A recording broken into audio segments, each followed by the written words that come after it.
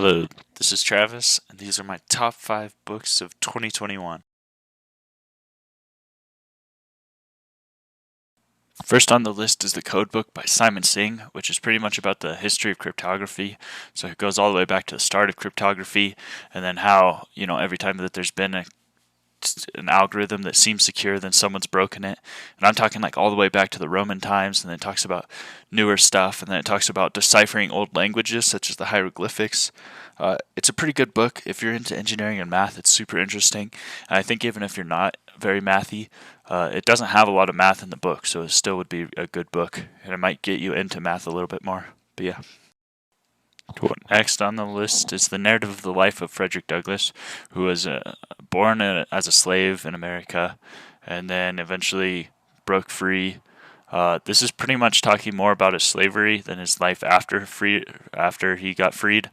That's because he wrote this one when he was still pretty young, but he went on to have like a newspaper, do a bunch of cool stuff. But it's just a really interesting book. I highly recommend.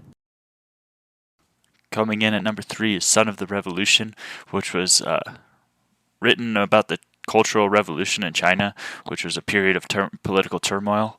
And if you watch, there's like videos on YouTube that can teach you a lot about what happened in the Cultural Revolution, but it's hard to like understand like why it happened, like how was so much craziness allowed to happen, And this book gives like a personal perspective on it. It's from someone who lived through it, and yeah, it's really wacky, really weird, especially from like I don't know how to explain it exactly, but it's just a really good book. I highly recommend it, especially to Americans.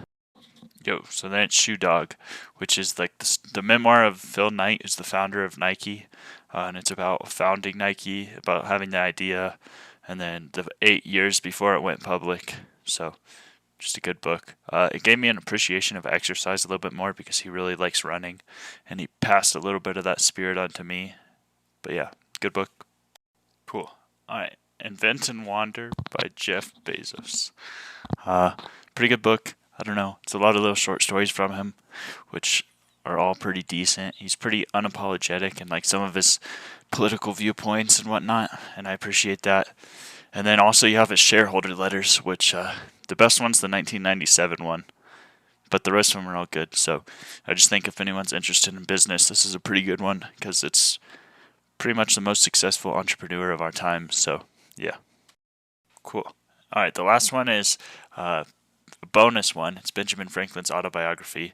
I actually didn't read this in 2020. I read this like a couple years ago, but it's one of my favorite books. It's the one that really got me into reading.